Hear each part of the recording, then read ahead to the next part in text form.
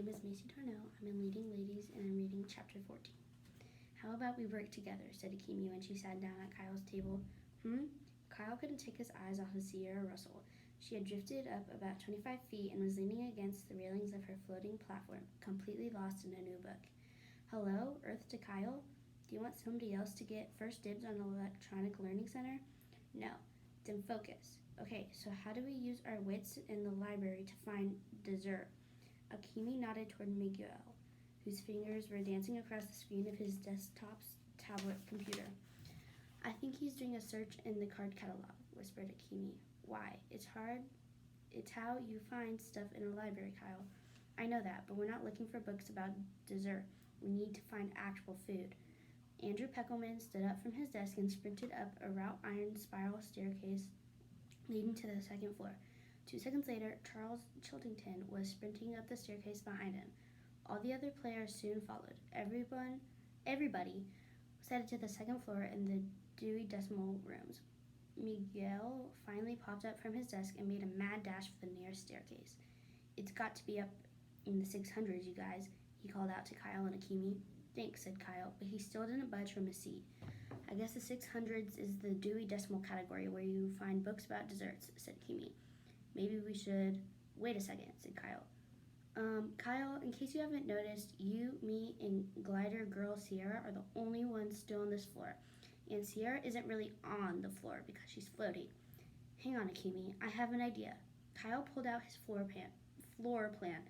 Dessert is probably hiding in plain sight, just like the bonus codes in Squirrel Squad. Follow me. Where to? The Book Nook Cafe, the one room in the library where, according to what Dr. Zinchenko told us about at the hotel, food and drinks are actually allowed. They strolled into the cozy cafe. Woohoo! Shouted Akemi. The walls were decorated with shelves of cookbooks, but several tables were loaded down with trays of cookies, cakes, ice cream, and fruit. That's why the curtains were closed behind the window into the rotunda, said Akemi, so we couldn't see all this food. Way to go, Kyle. Kyle did his best intimidation of Charles Chiltington. I'm Akili Akemi. We never lose, except, of course, when we don't win. After everyone had dessert, Kyle and Akemi were the first ones allowed to enter the Electronic Learning Center. Kyle flew the space shuttle, making an excellent landing on Mars before crashing into one of Saturn's moons. Akemi rode a horse with Paul Revere. Then Kyle learned how to drive a stick-shift stock car on the Talladega racetrack, while Akemi climbed into a tiny submarine to swim with sharks, dolphins, and sea turtles, all of which were projected on the glass walls of her undersea simulator. All the educational video games had 3D visuals, digital surrounded sound, and something new that Mr. Lemoncello was developing for his video games. Smell-o-vision. When you sacked Rome with the Visigoths, you could smell the smoky scent of the burning city as well as the barbarians' BO. After an hour, Dr. Zinchenko ushered everybody else into the Electronic Learning Center.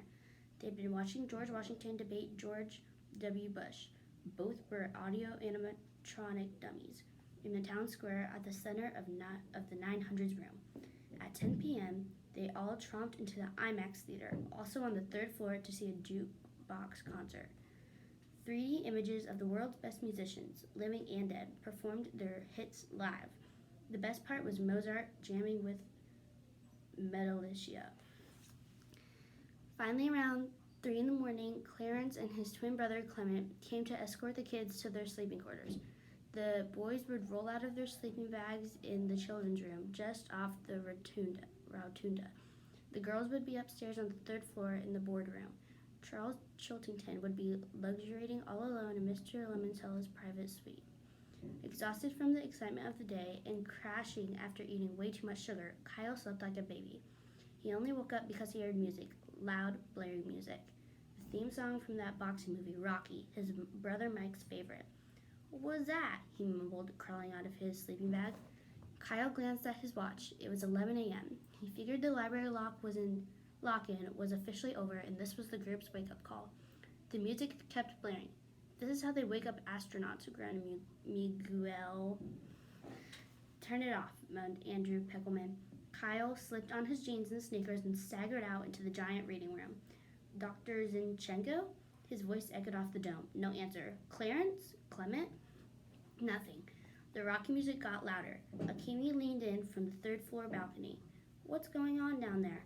I think they're trying to wake up astronauts, said Kyle, on the moon. He made his way to the front door and reached for the handle. It wouldn't budge. He jiggled it. Nothing. He jiggled harder. Still nothing. Kyle realized that the library lock-in might be over, but they were still locked in the library.